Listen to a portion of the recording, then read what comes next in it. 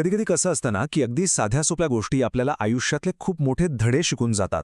आज आपण अशीच एक कथा ऐकणार आहोत, एका बसच्या प्रवासाची गोष्ट, जी आपल्याला आपल्या न्याय करण्याच्या सवयीबद्दल पुन्हा एकदा विचार करायला लावेल. चला तर मग सुरू करूया. तर ही गोष्ट आहे एका अगदी सामान्य दिवसाची. सगळं काही शांत, छान आणि आनंदी वाटत होतं. मस्त सूर्यप्रकाश होता, वातावरण एकदम प्रसन्न, म्हणजे सगळं काही अगदी नेहमीसारखं. या कथेचे मुख्य पात्र आहेत काही यात्रेकरू. नुकतंच देवाचं दर्शन घेऊन त्यांचं मन अगदी प्रसन्न झालं होतं आणि ते एका बसमधून आपल्या घरी परत निघाले होते. प्रत्येकाच्या चेहऱ्यावर एक वेगळंच समाधान होतं आणि मनात फक्त देवाच्या आठवणी. बसमधलं वातावरण तर इतकं भक्तिमय आणि आनंदी होतं की विचारायलाच नको. सगळेजण एकत्र मिळून भजनं गात होते, देवाचं नाव घेत होते. जणू काही तो प्रवास त्यांच्यासाठी स्वर्गाच्या अनुभवापेक्षा कमी नव्हता. आणि मग अचानक सगळं काही बदललं. हवामानाने आपलं रौद्र रूप दाखवलं. बघता बघता जोरदार वादळ आलं, विजांचा कडकडाट सुरू झाला. तो आनंदी प्रवास आता भीतीने भरून गेला होता. आता ही कथा एका अशा वळणावर येते जिथे बसमधल्या प्रवाशांना एका नैतिक परीक्षेला सामोरं जायचं होतं. एक अशी परीक्षा जी त्यांच्यातल्या माणुसकीची कसोटी पाहणार होती. आणि त्याच वेळी बस ड्रायव्हरने एक गंभीर घोषणा केली, जी ऐकून सगळ्यांच्या काळजाचा ठोकाच चुकला. तो म्हणाला, आपल्यापैकी एकाचा मृत्यू आज निश्चित आहे आणि जोपर्यंत आपण त्याला बसमधून बाहेर काढत नाही तोपर्यंत आपल्यापैकी कोणीही वाचणार नाही. यावर उपाय म्हणून ड्रायव्हरने एक विचित्र परीक्षा सुचवली. प्रत्येकाने एका करून बसमधून उतरायचे, 50 मीटर दूर असलेल्या झाडाला स्पर्श करायचा आणि परत यायचं, आणि ज्याचा मृत्यू अटळ आहे त्याला वीज स्वतःकडे खेचून घेईल. आणि आश्चर्याची गोष्ट म्हणजे मृत्यूच्या भीतीने प्रत्येकजण या परीक्षेसाठी तयार झाला. एक करून प्रवासी बसमधून उतरले, त्या झाडाला स्पर्श करून आपल्या जागेवर परत बसू लागले. प्रत्येकाच्या मनात धाकधूक होती की पुढचा नंबर कोणाचा. हळूहळू सगळे जाऊन परत आले आणि सरतेशेवटी बसमध्ये फक्त एक लहान मूल उरलं होतं. सगळ्यांच्या नजरा आता त्या चिमुरड्याकडे लागल्या होत्या.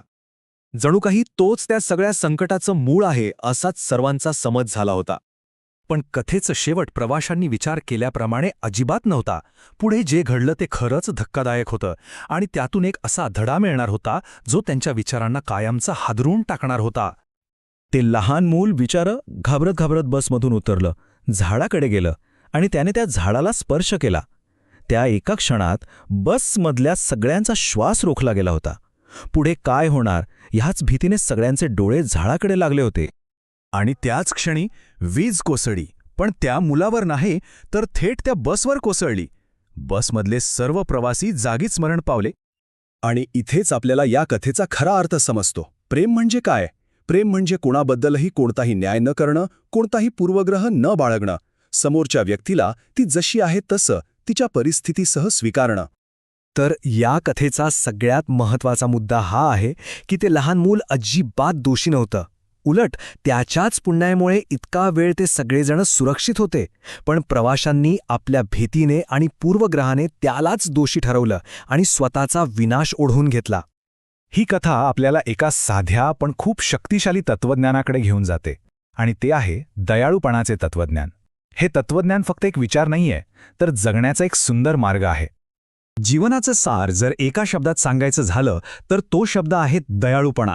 इतरांना मदत करणं आणि त्यांना जाणून बुजून त्रास न देणं हेच या तत्त्वज्ञानाचं मूळ आहे. खरं तर आज या जगाला अधिक यशस्वी लोकांची नाही तर अशा लोकांची जास्त गरज आहे जे शांती निर्माण करतील, इतरांच्या जखमांवर फुंकर घालतील, तुटलेली नाती जोडतील आणि क्षमा करायला शिकवतील. दयाळूपणाचा मार्ग अगदी सोपा आहे. इतरांना मदत करा आणि जर ते जमत नसेल तर किमान त्रास तरी देऊ नका. खरा बदल स्वतःमध्ये घडवून आणा आणि लोकांबद्दल मतं बनवण्याऐवजी त्यांना समजून घेण्याचा प्रयत्न करा. पण हे सगळं करण्यासाठी योग्य वेळ कोणती? भूतकाळ की भविष्यकाळ? तर याचं उत्तर आहे, ती वेळ आत्ता आहे, आजचा दिवस आहे. आयुष्यात फक्त 2च दिवस असे असतात जेव्हा आपण काहीच करू शकत नाही.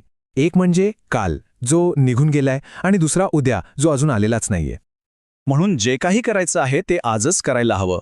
प्रेम करा, विश्वास ठेवा आणि मनसोक्त जगा.